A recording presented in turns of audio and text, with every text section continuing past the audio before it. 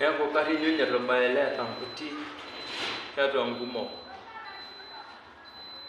naide maikili kwa nandai alafu naide madoli kindai kitie mwana hapo nitumie lugha ya Kiswahili labda ndio mnaweza kunielewa. Kuna hali ambayo imekuwa ni endelevu na ni hali hatari sana ambayo mara nyingine ama kuna kipindi itafika itakuja kutugharimu sana. Haswa sisi vijana, kwetu sisi vijana. Ni ngumu kuelewa, lakini kwa mwenye atanisikiliza labda kuna jambo moja anaweza akaenda nalo.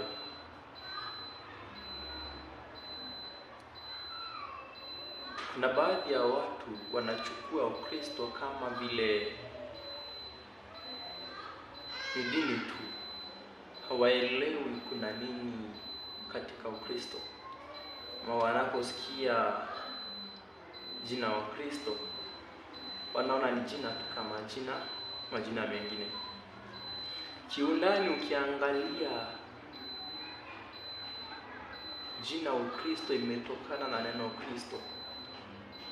Kwa mfano umepata watu wakisema sisi ni wa Tanzania, sisi ni wa Kenya, sisi ni wa Uganda,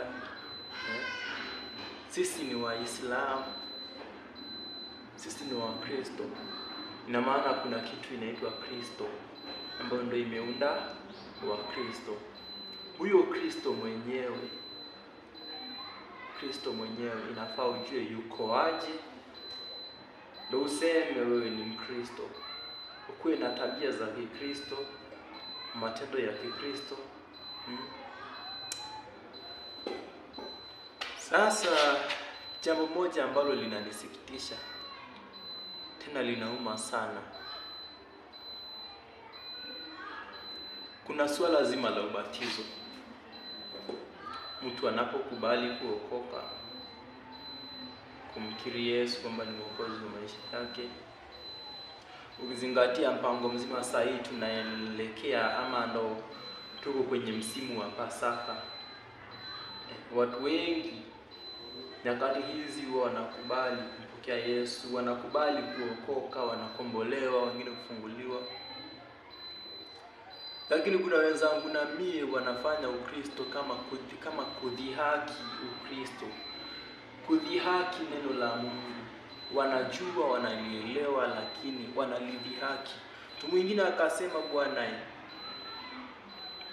mimi nitaokoka, lakini wacha nimalizane kwanza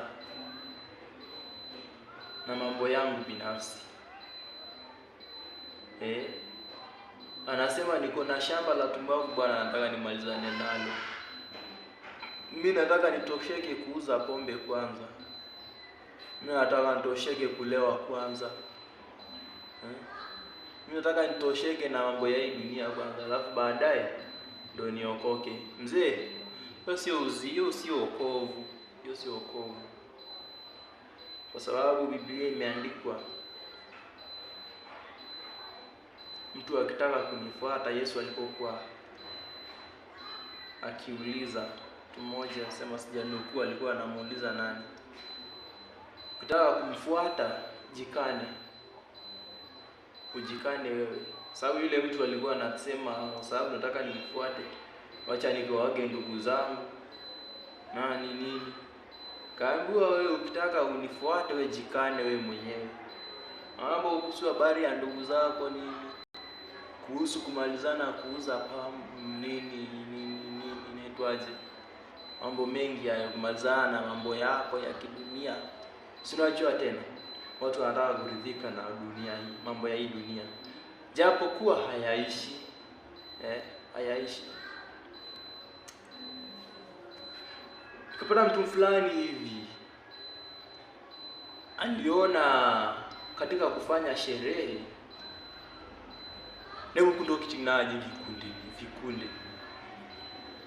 vikundi vikatokea. Unapata kikundi cha Nasijari, kikundi cha Ebeneza, kikundi cha Nadu sijui nini Nendoto, kikundi cha Maendeleo. Lakini hawa watu wamejikusanya kwa ajili ya kusaidiana kwenye sherehe. Napata kwenye kikundi mtu kisheria anapaswa atoe kama 50,000 labda, na kwenye kikundi unaweza pata watu wako 50 ama na zaidi.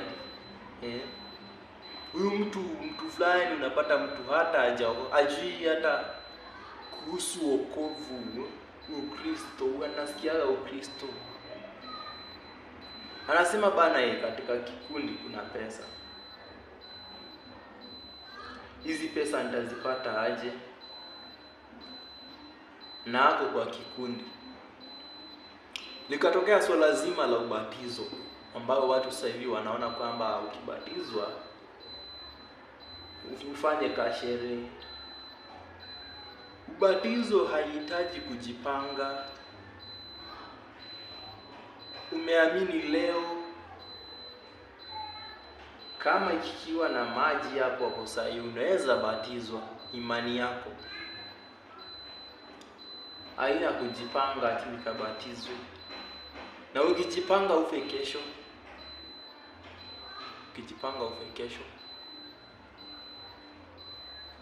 Watu wanaandaa masherehe, lakini ndani yao hamna kitu.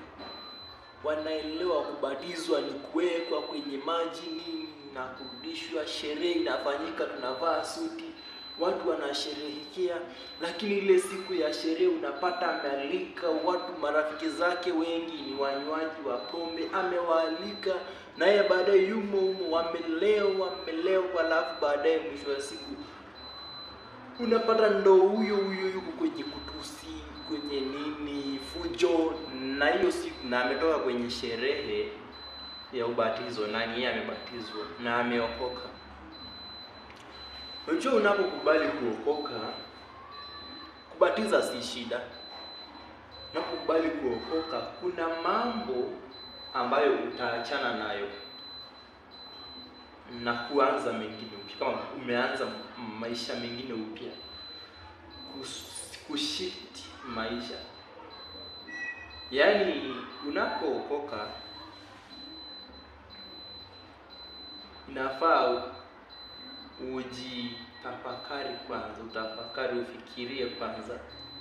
Kuna mambo unapaswa utengane nayo, uyaache, ambayo ulikuwa umeshazoea kufanya hapo mwanzo.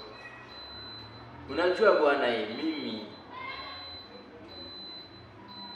kwenye swala zima la kuokoka natamani kuokoka, lakini mtu aliyeokoka anapaswa akuwe hivi 1, 2, 3. Akuwe na tabia 1, 2, 3. Akuwe anafuata hatua 1, 2, 3.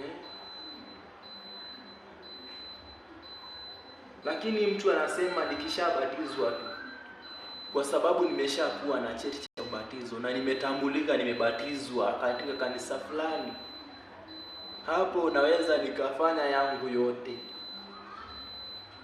Hata nikifa kanisa fulani litanizika. Hata siku nikipotea, ikiulizwa mchungaji wako ni nani, anasema ni mchungaji fulani, kwa sababu ulibatizwa kwake.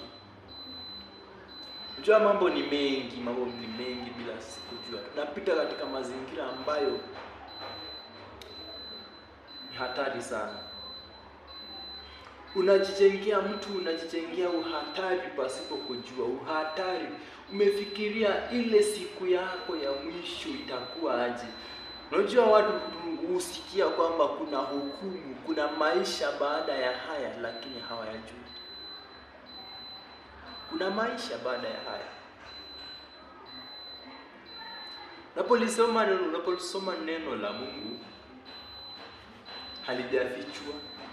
Biblia haijafichwa. Qurani haijafichwa.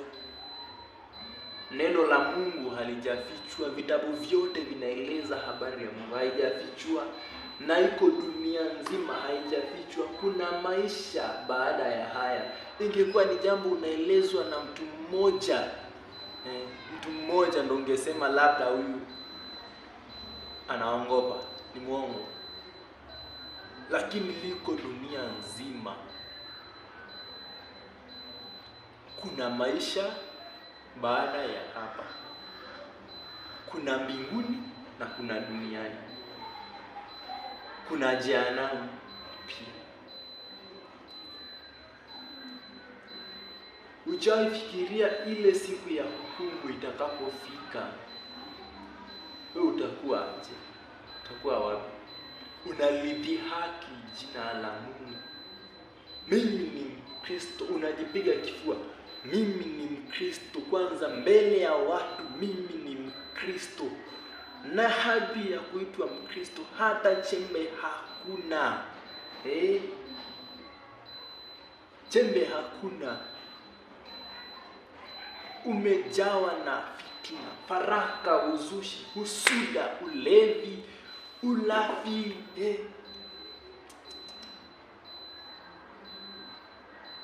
Wewe ni mpinga Kristo namba 1. Ati kisa nimebatizwa. Utaki kuacha mambo yako ya msingi kwa sababu labda yanakuingizia kipato. Mzee, wokovu ni gharama. Wokovu ni gharama. Sio rahisi. Yapo mambo mengi ambayo unapaswa utengane nayo ndio uitwe Mkristo.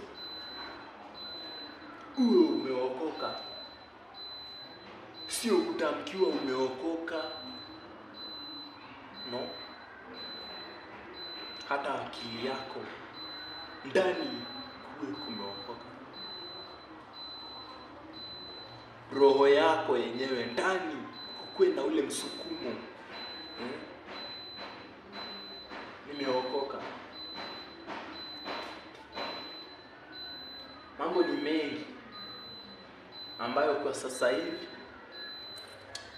hata mpagani mwenye hajawahi fikiria kuhusu wokovu anaweza kuambia wewe uko 1, 2, 3. Na katika Ukristo hii mambo hayafai.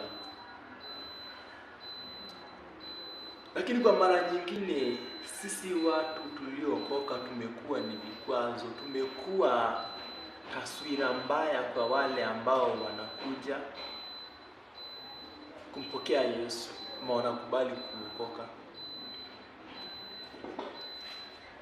Na maana kwamba wale waliosema ni Wakristo wameokoka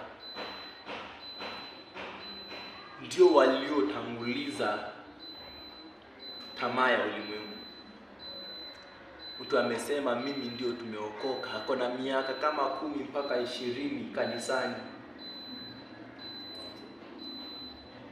lakini mambo anayofanya, matendo yake, hata shetani anapandisha mikono juu, anasema haki huyu hapana. Anaona wallahi billahi afadhali hata yule mwenye hajaokoka. Mpaka shetani mwenye anakuvulia kofia anasema huyo mtu sio ati yako na muda mchache, au ndo wanafarakanisha kanisa. Ukimuuliza mzee fulani pale ameokoka juzi amebatizwa, anasema yule amezeekea kanisa. Unakumbuka mzee Juma pale? Au si ni Wakristo ameokoka zamani, kila siku ya ibada anahudhuria. Si ukaulize mambo kama hayo. Kwa sababu unajua wakishaokoka mambo yao kawaida lazima waendeleze. Na usije ukaniuliza ni mambo gani hayo, sababu mnayajua. Ukristo mnaujua. Hata ambao hamjaokoka hamjabatizwa, Ukristo mnaujua. Mnaujua. Mnalidhihaki. Hamna tofauti na yule mwenye na wale waliokuwa wakimdhihaki Yesu msalabani. Akikiwa wewe ni mwana wa Mungu.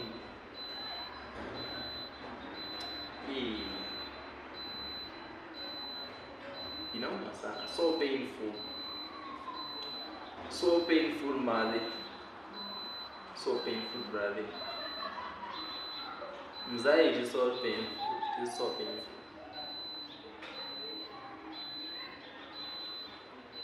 Tukijua ni nini tunafanya, bora mtu angesema kabisa mimi niache tu kwanza, mimi kuhusu